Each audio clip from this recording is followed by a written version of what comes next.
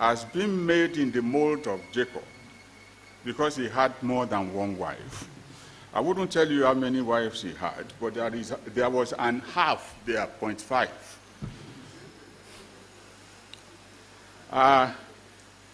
But unlike Joseph, unlike Jacob, that he was a mold of, we, his children, I can say we are very, very united.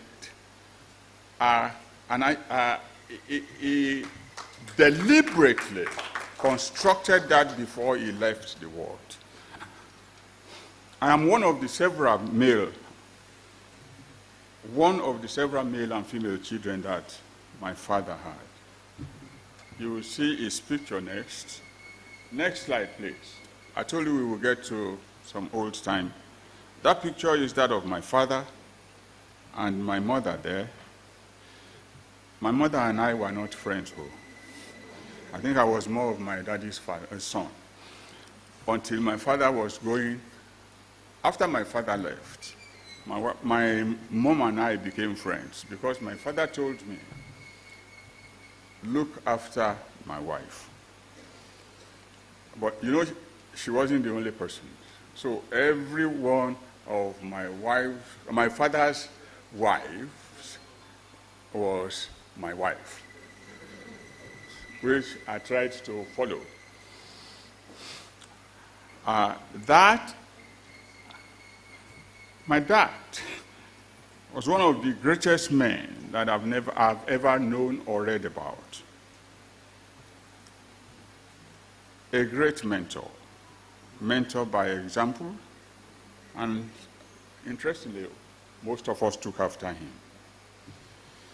My short stint as a school teacher, one at Baptist Secondary Modern School, Aguare, in 1974. I actually got that job. It was like I had stayed at home for about 2 years because usually my story had gone before me to every place I went for interview. And in fact, in 2 places, they said to me, are you not the boy at Olivet who wanted to beat up the principal? So, at least in 2 places I remembered. So, I stayed at home. There was job for everybody to do. That time, everybody was getting a job. I didn't get to. And so I decided that because our principal made sure that our results were not released. My result was not released. I think I have the record. Maybe I should apply to the Guinness Book of Records of the man with the longest period of unreleased WAEC results. So I decided I would retake my West African examinations, or WASC as it's called, and I took it. I was a bit of a rascal, not too much of a rascal. I retook it and passed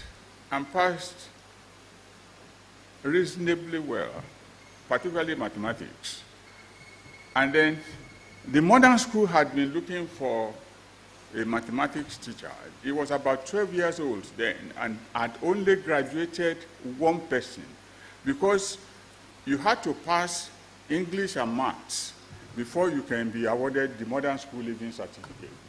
And they had problem with passing maths. So in 1974, they head-hunted me. I didn't apply this time.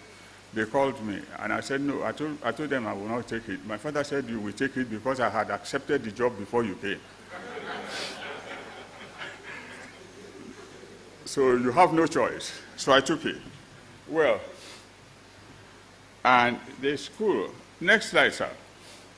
That is the school. It has metamorphosed to a grammar school after the end of modern school. The lady there was one of my students. And she's the only one I found around. I just remembered I met her at a party. So I asked my younger brother, Olaku, can I get this lady to just tell me about that I'm doing this and I want to hear her view. So I will play what she said to you. Ianu, can you play it for me, please?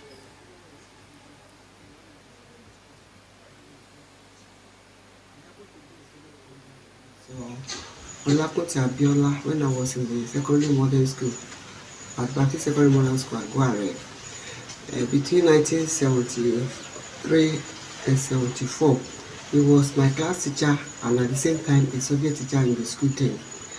As a teacher then, he taught us passionately. In fact, he discharged his subject matter in a very excellent way, to the extent that his method of teaching encouraged me as a person to choose teaching as a profession. And to the glory of God, I retired as a school principal last year. So I want to wish my dear professor and brother greater heights in Jesus' name. I pray God Almighty will continue to be with you, and you will live long to eat the fruit of your labor. Thank you, sir. In the name of Jesus. Next slide. Yes. Next slide, please.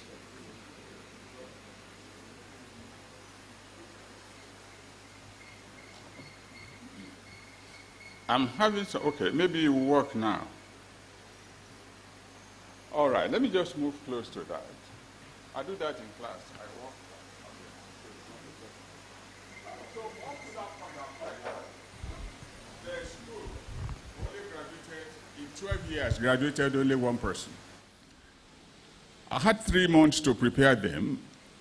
I wouldn't tell you my method. If you want to learn my method, I will ask you to generously donate to a trust fund for MLS before I tell you the secret. But after 3 months, 8 of them passed that exam. And it's now a grammar school. The next slide, sir.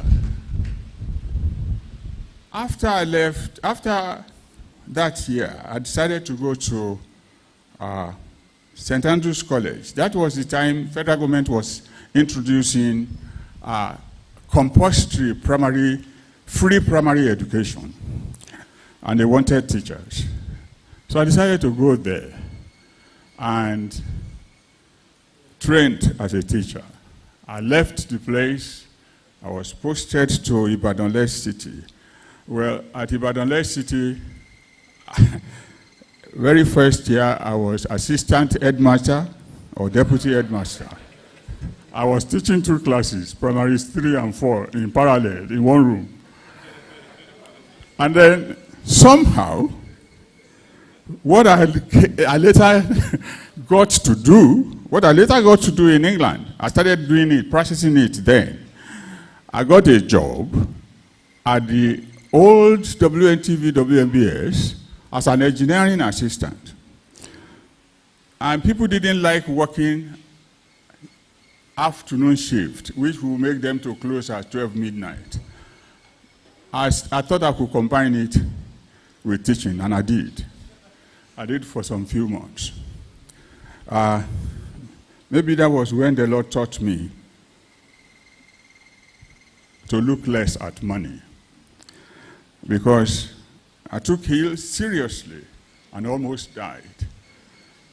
But like I always did, when my father was alive, I could venture into anything because my father would deliver me from it. Next slide, sir.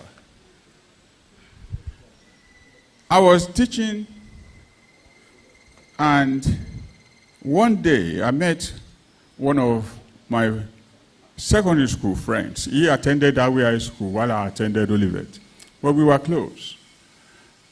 He was a clerical officer with the Ministry of Health. That time it was Western Region Ministry of Health. So he told me, Kunte, there is this thing they are looking for people to come and do. I said, what is it? He said, it's a laboratory work. But they are paying them very well. They send them abroad to go and learn, and so on and so forth. And my father had just retired.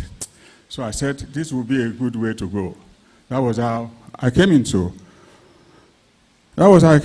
medical laboratory science. Oyo State, I went for an interview. The first thing that the Lord taught me, and this is one of the reasons why, although it had its own downside, some people took it for being proud. I don't lobby for things. After my experience that day, I don't lobby for things. Many of us applied for the positions. Oyo State wanted 25 people. They invited all of us for interview.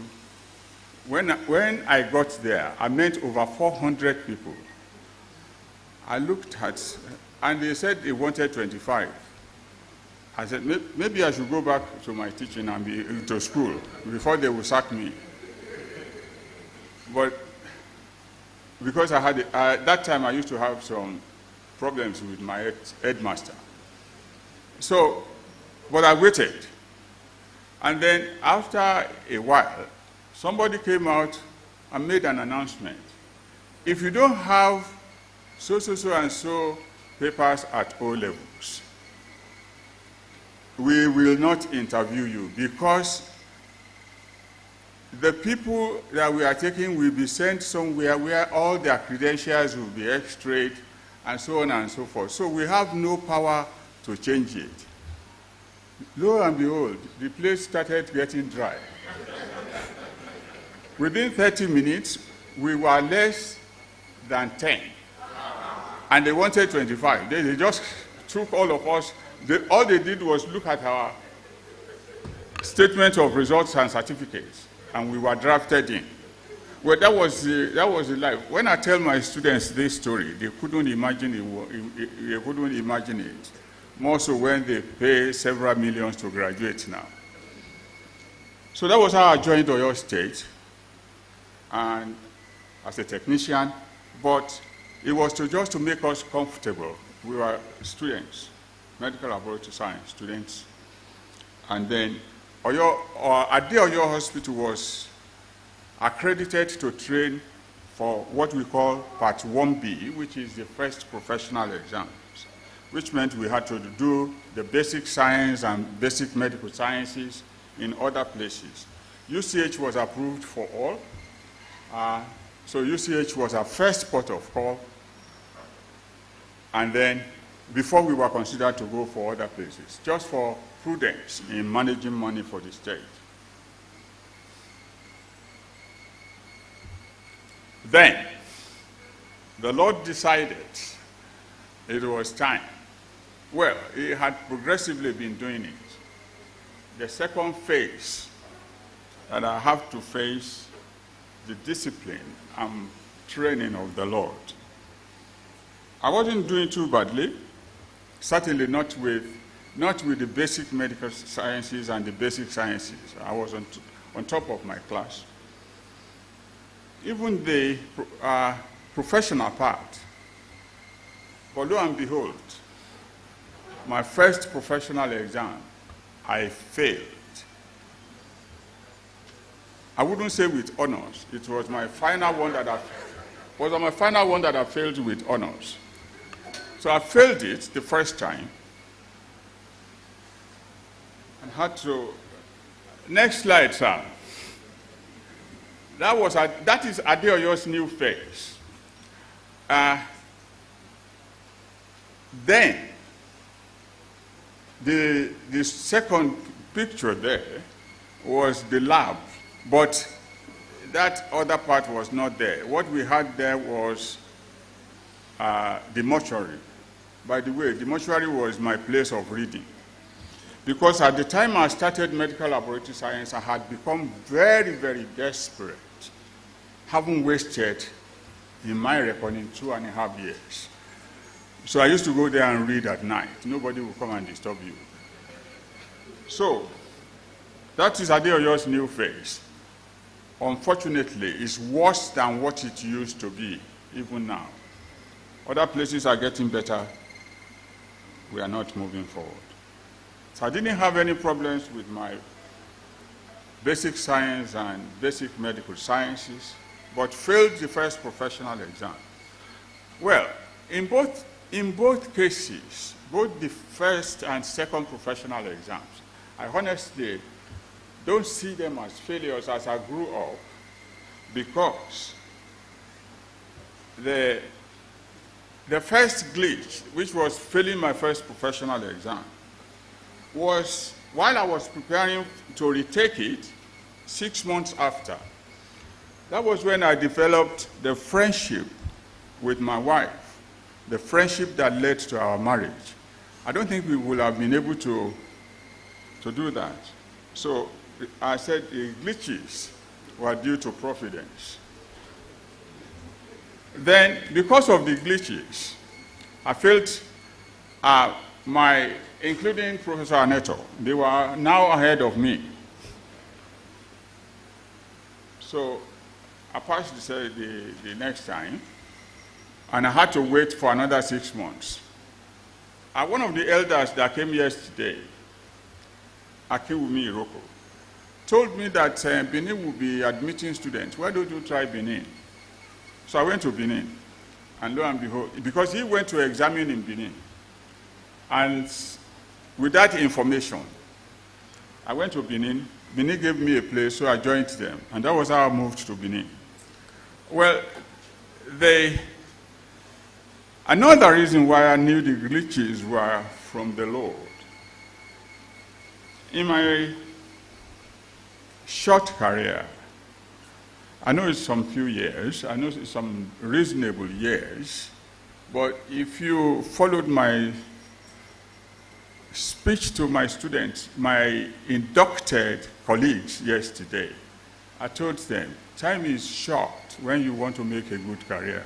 So that's how I say in my short career.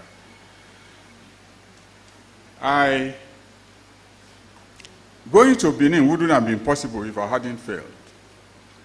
But going to Benin earned me what I consider to be one of the most prestigious awards that you have.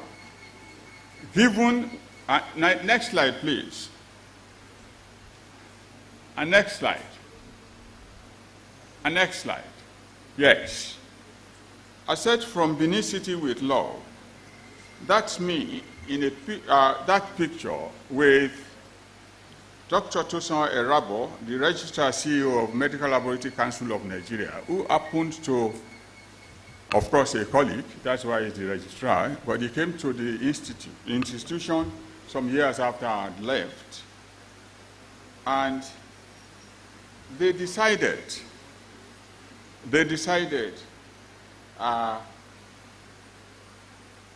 some 2 years ago to give me an award that I cherish most. Well, except it comes in another mode like it, I don't think I will cherish it as much. And the simple reason is, next slide. Mike Gary has this to say about peer recognition. It is always an honor to receive recognition, but I always consider them more important when they come from your colleagues. So if your peers give you a recognition on the thing that binds you together, then you must be good in it. I wouldn't have received that recognition if that thing didn't happen. Well, that is what I believe. I had some stint, well, I had my normal National Youth Service call. Voluntary permit me, that was the time when we actually moved close initially, our initial contact. I know you knew Taye, but we started developing our friendship then.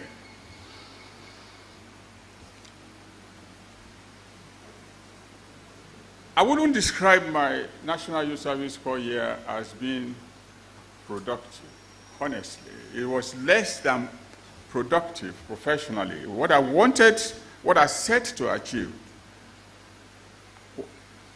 what I said to achieve was not what I achieved. However, it offered me an opportunity to serve the Lord more, to know Him.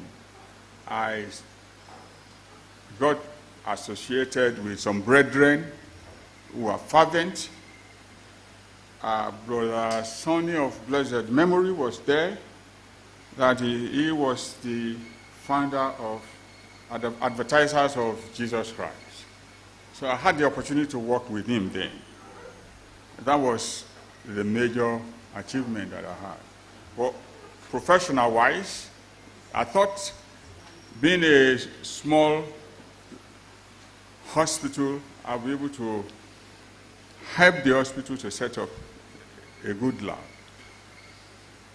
But a bit of things did not make it happen.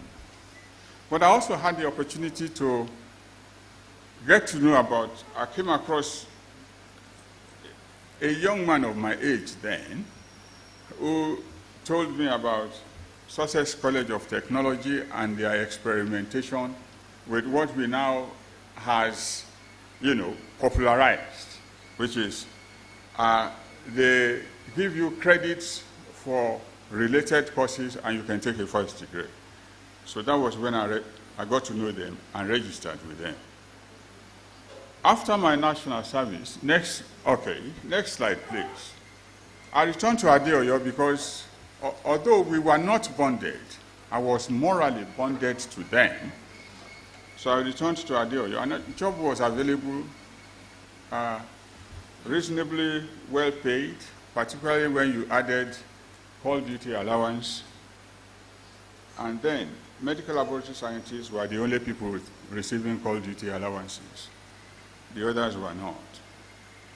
So I was in routine medical laboratory practice. I think it went on for the next 8 years, during which time I availed myself of every opportunity to improve myself academically and professionally. So I did my master's degree in chemical pathology at UI. Doing that chemical pathology at UI was not actually in my plan, as you will see. I applied for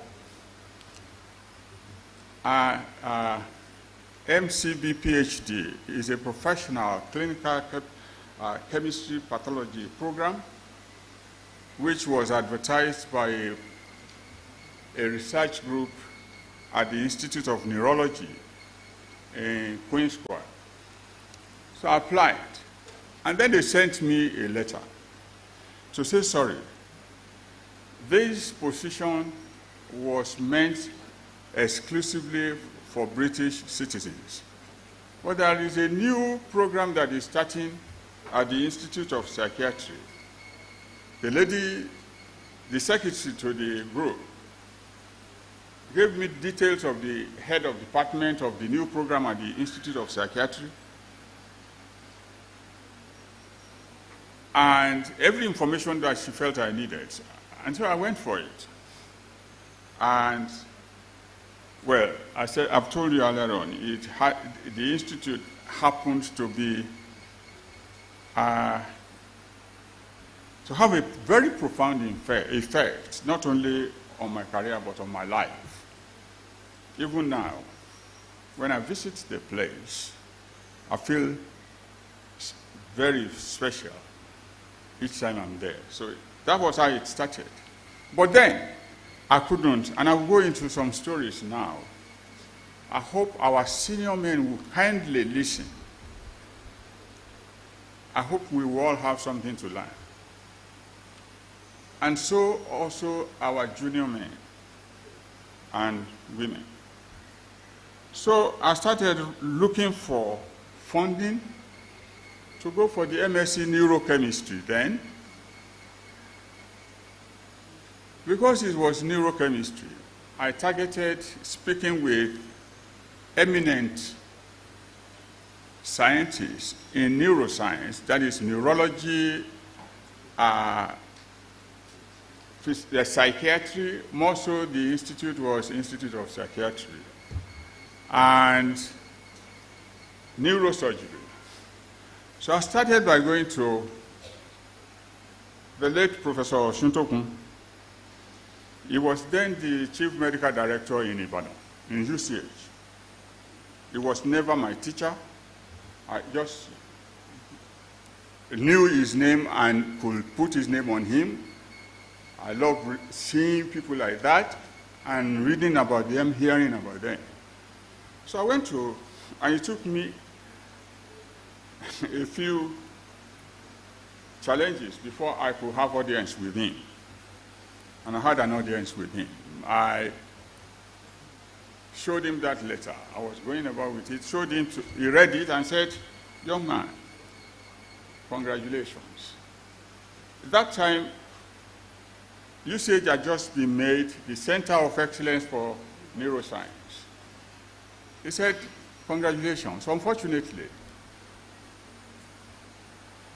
UCH cannot sponsor you because they have not been funding us. And you are the kind of a person where we should invest in." He told me that. But UCH cannot do that because they don't fund us, they don't give us money. But I will help you. I'll give you a letter to the Federal Ministry of Health. So he gave me a letter to the Federal Ministry of Health to see a director there. When I saw the director, and that time, I had only one suit and one pair of shoes. The suit was my wedding suit. And the shirt, the white shirt with it was my wedding shirt.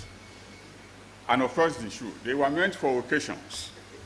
And when I wanted to impress. So that day, I put on that the set and went to Lagos with my letter of admission and letter from Professor Osuntokun. I showed it to the gentleman. Immediately, he got the letter and read it. He said, "Are you a medical doctor?" I said, "No, sir." He said, "We cannot help you." I said, "But Professor Osuntokun said that the country funds of the WHO that reside in this directorate is meant to fund such things." He said, "Not for people like you." You can imagine how dejected I would be. So I went back to Ibadan. And then, as if what he said was not strong enough to dampen my spirit, he turned back as I was going. He said, "Young man, by the way,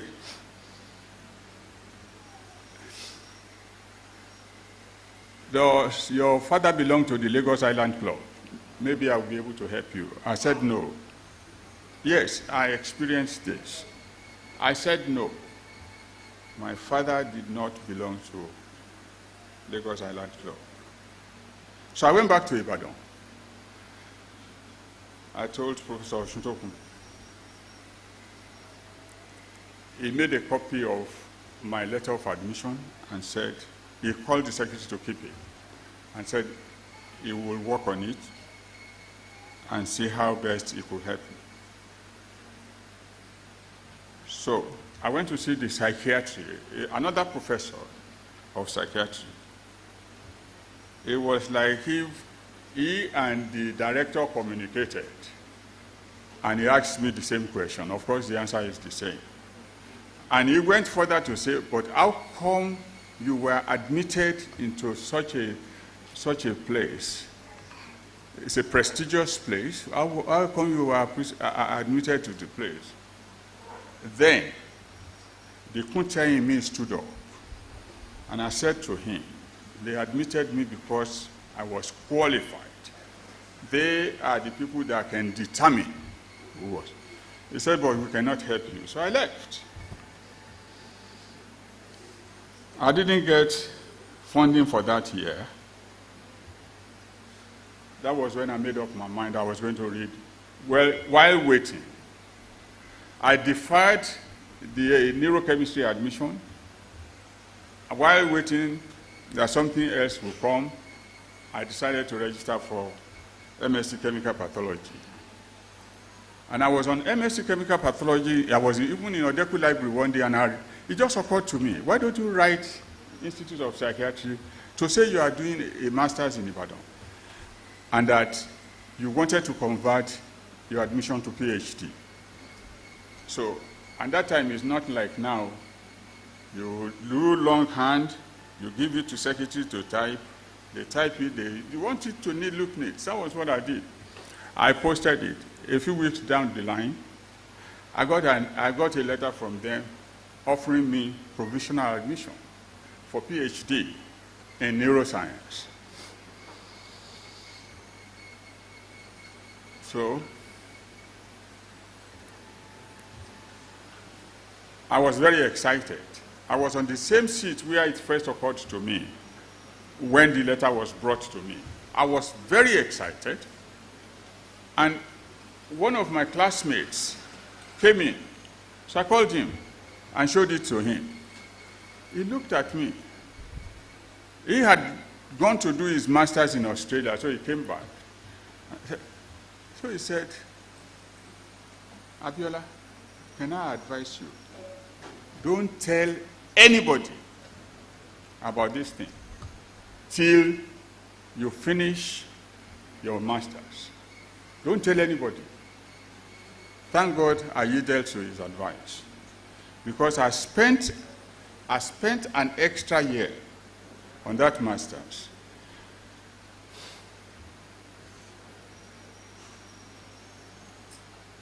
Intermediary metabolism.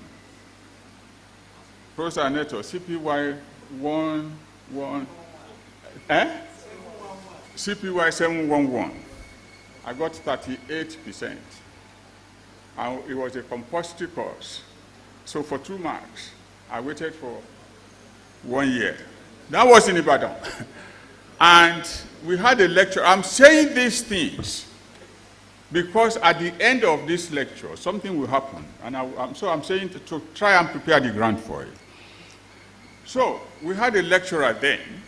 He's of blessed memory now, Dr. Adejuwon. When he heard of my result, he said, this shouldn't be. And he said, so he held me by the hand on that corridor in front of chemical pathology. And then he started saying, gbogbo ẹ̀yin tí ẹ fẹ́ kí Abiola ṣe oríire níbí, ẹ padà lẹ́yìn ẹ o. He started saying all those. I was even embarrassed.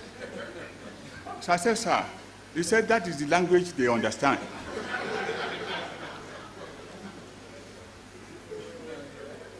So I went, and there was one of our lecturers there who was a year my senior in school. So I went to see him with my result, and he said, no, this is not, this was not what you scored. I said, but this is what I'm seeing. So I went to see another lecturer, and he said, don't worry, Shebi, you don't need this MSc self. Your children are going to the same school as lecturers' children. You have a car, you park your car where lecturers park their cars. So everything is okay. So I got the message.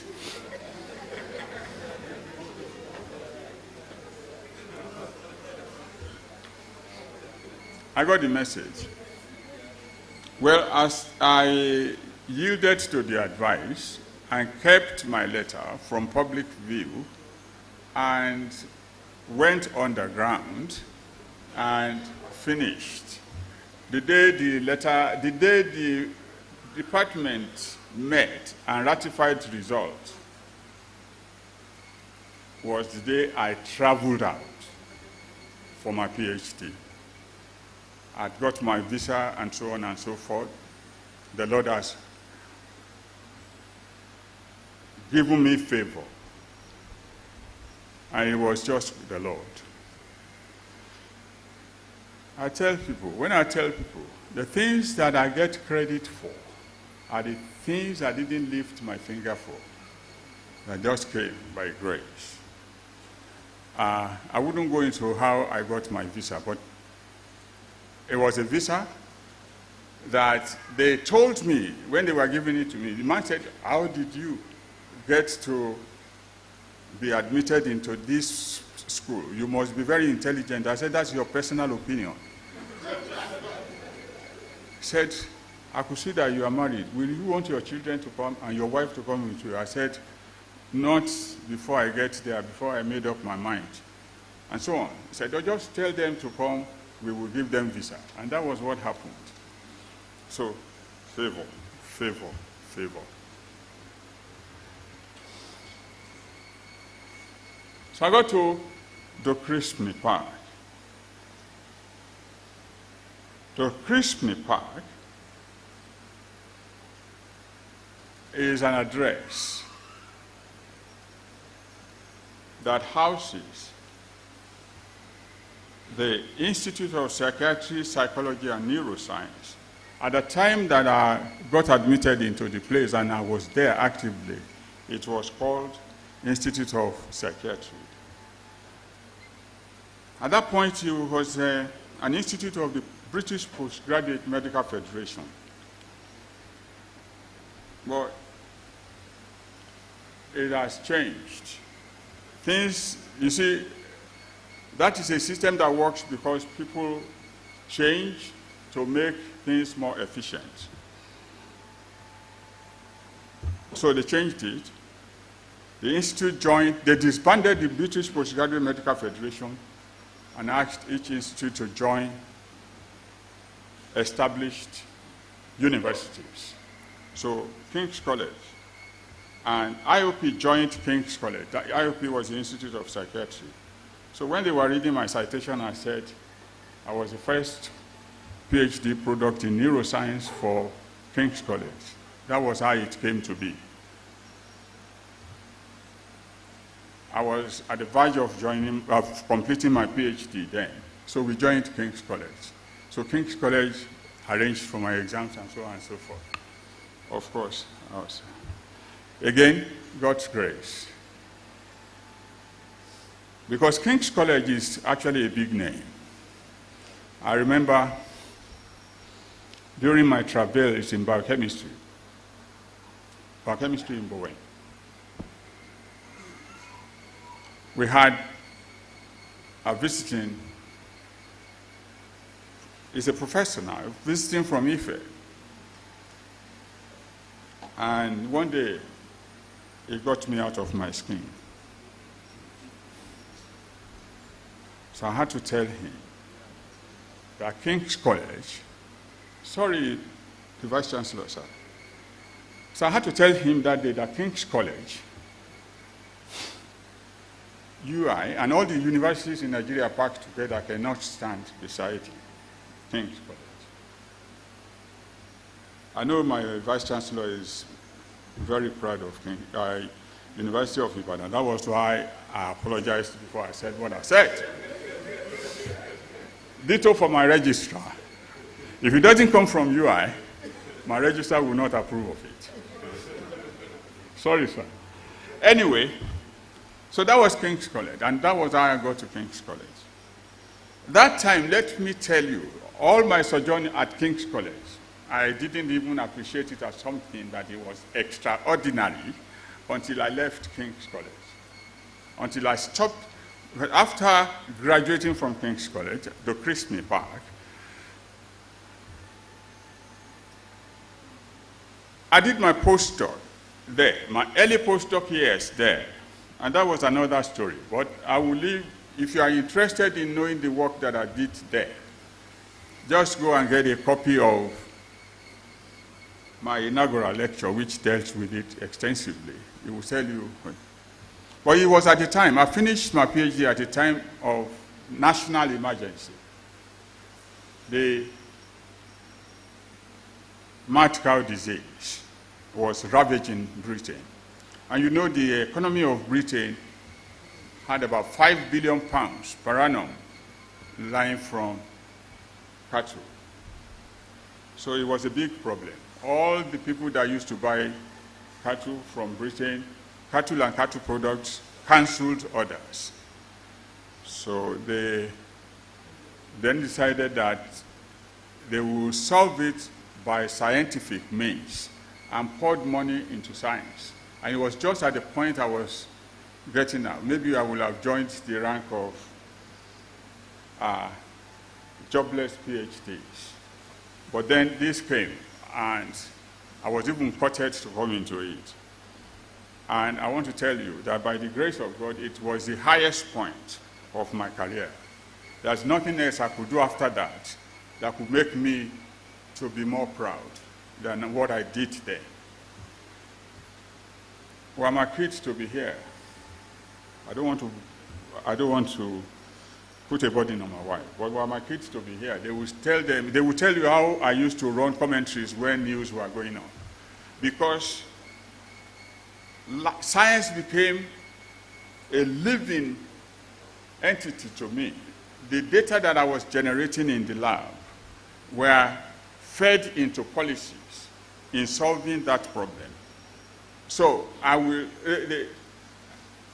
my boss would take our results to see the Minister of Agri and Minister of Health, and 2 or 3 days later, they would be talking of our scientists have done this and done that, and I will be seeing my fingerprints there.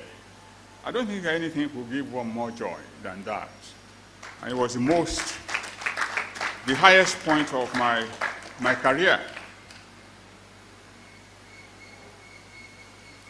Another thing was that it opened opportunities for me to travel the world, to present my papers, the work that we were doing there, and I enjoyed it. And it was after I left the place, I went to present a paper in China, and I saw our principal. Our vice chancellor is called principal at King's. It was the one that signed my academic governance certificate. So I went to see him and we talked, and he said, he introduced me to some of the big names there, and they started telling me how big and good King's College was. That was the first time I realized that I was highly privileged to have gone to King's College. Subsequent events confirmed it, and I'm very grateful to God. It was not what any man did. People helped me, but the people that helped me were happy to help me. They didn't even know they were helping me to go on. The people that were supposed to help me did not.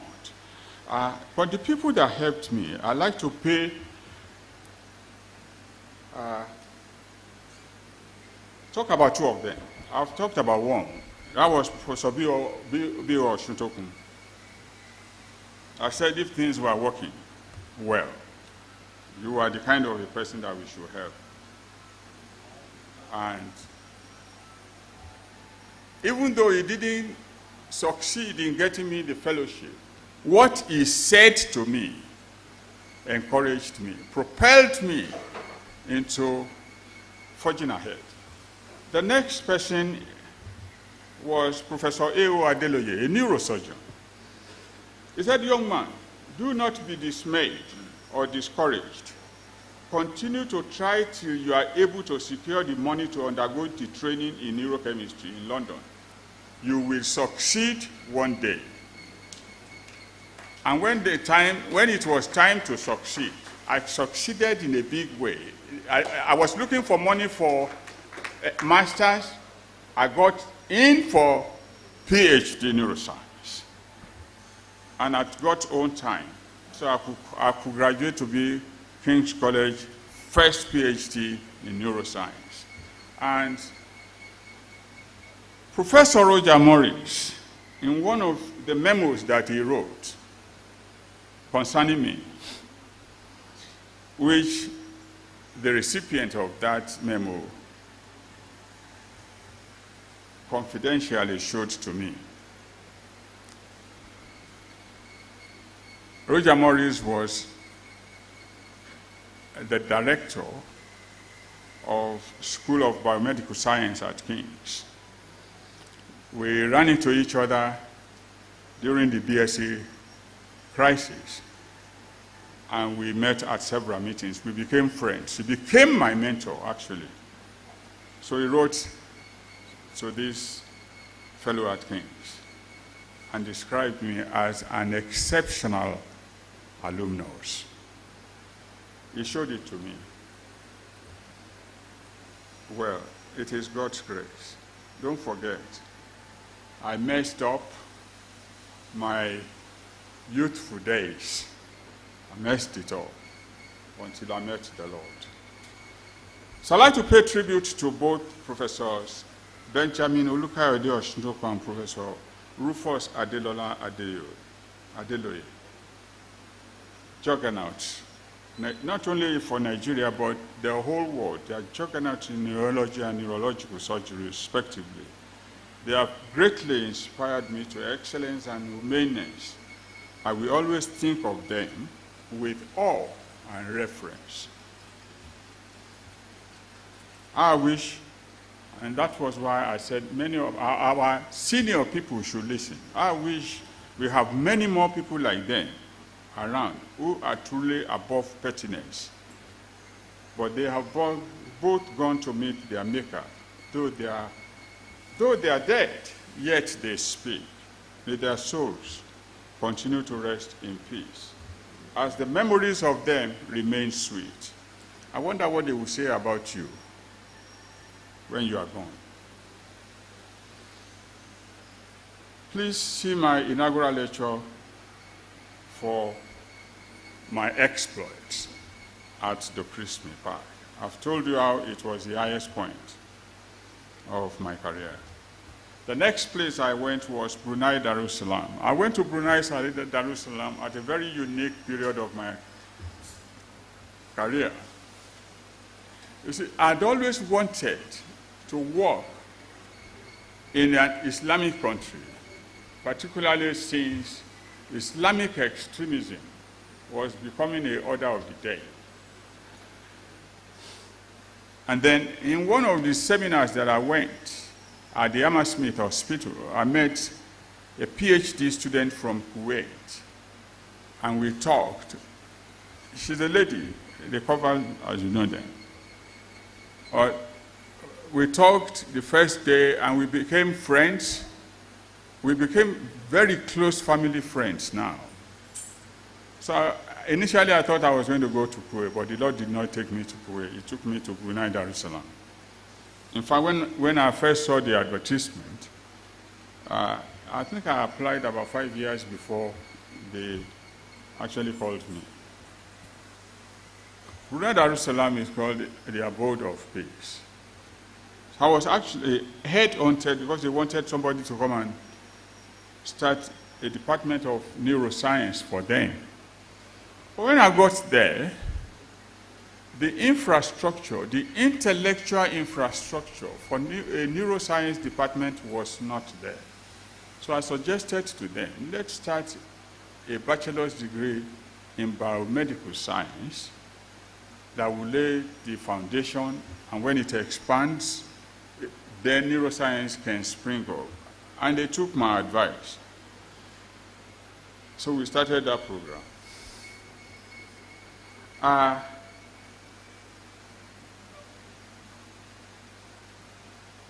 It was my first big project with the biggest success. And it was a project that initiated my return home. After 6 years there, we had produced 2 sets. The first set went abroad. The economy of that country is oil. The population is very small. I say very small, less than 500,000. They export more oil than Nigeria. So in Brunei Darussalam, if you want to recognize people by their cars, you will make mistakes because students use the best cars. And so the people live well. So these students, they will be sent abroad for their postgraduate. And so the first batch of our students that were sent abroad came back and did very well in their masters. They did very well in their masters. It was then they knew we had given them something good. And they then organized an evening in my honor. It went well, and I came back, slept, and woke up. There was a period of about 7 hours time difference with London. So it's when I wake up in the morning that I will speak with my wife. And by the time I was speaking with my wife, a voice had, when I played back what happened the previous night, and I felt happy, then a voice spoke to me, and what have you done for Nigeria? And I couldn't say anything that I have done. And that was the night I decided I would go back to Nigeria. That was 2012. So I told my wife what happened, and she said, well, characteristically, if the Lord is leading us that way, no choice. I will support you. And when I got to work the following day, I went to my dean and said, I will not renew my contract in 2 years' time, so that they could look for people. Sorry, sirs. I know I have, since I came to Bowen, I've had a number of assignments going on in parallel. It had always been like that since I started my career in higher education. I was doing the job of at least 3 people for Brunei if they were going to employ people. So they needed time. So I gave them 2 years to look for. And they tried everything they could to get me to stay on, until I told them, I'm going back to Nigeria.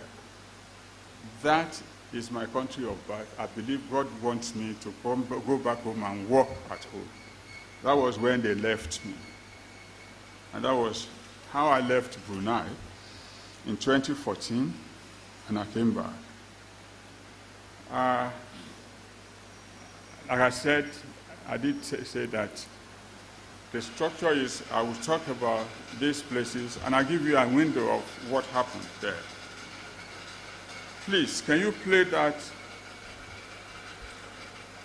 the next slide? Yes, can you play that for us, please?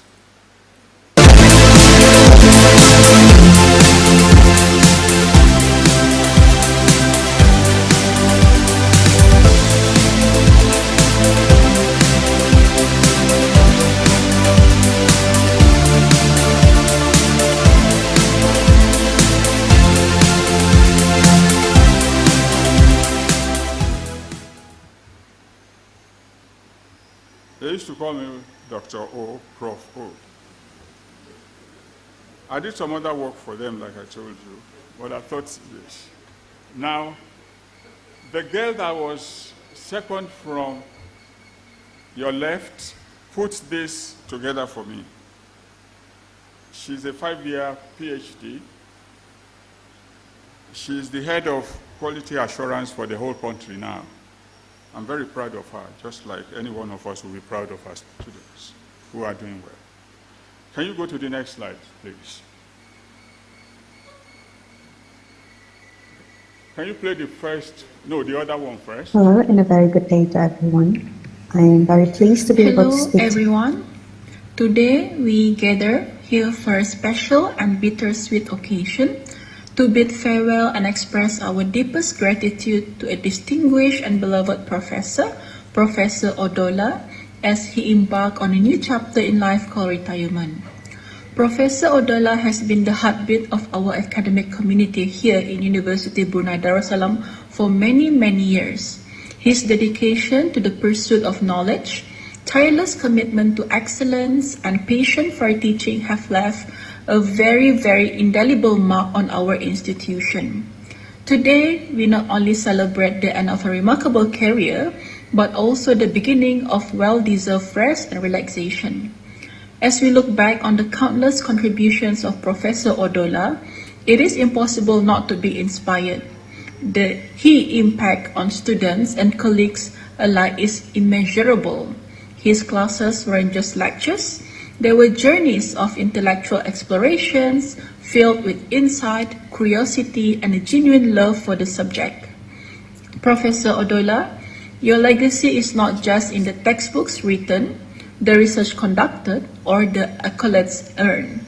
It's in the minds you have shaped, the passion you have ignited, and the inspiration you have provided to generations of students. Your impact will resonate through the halls of this institution for many, many years to come. As Professor Oduola embarks on this new journey, we wish him a retirement filled with joy, relaxation, and the pursuit of personal patience. May you find the time to explore new horizons, cherish your loved ones, and relish the well-deserved tranquility that retirement brings. So, let's raise our virtual glasses or clink our coffee mugs in a collective toast to Professor Oduola. Thank you for your dedication, your wisdom, and your endearing spirit. May the next chapter of your life be as rewarding and fulfilling as your illustrious career. Congratulations, Professor Oduola, on your well-earned retirement.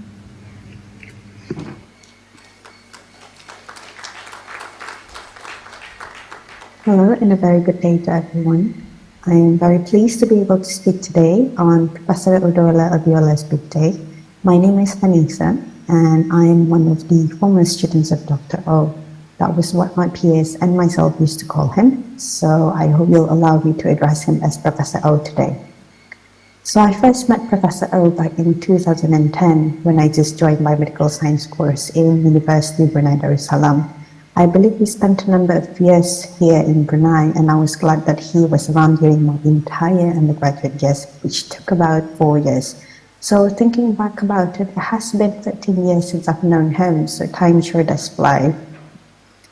I've always remembered Professor O as a very kind and very sweet lecturer. He was strict in a good way, but always strived to teach and guide his students to become high-caliber research scientists. He also happened to be my supervisor for my undergraduate research project, so we were working very closely and we used to meet a lot on a weekly basis just to discuss the research project. I very much enjoyed that experience and also learning a lot from him. So I still remember the words that he said before he left Brunei, saying that I and also the other younger generation should be the force that will introduce to more positive changes to the university. And here I am now working as an academic and researcher at that very university. So Dr. O, Professor O, I hope that you are proud of me and also yourself as I'm walking through this path, knowing that I was one of your students.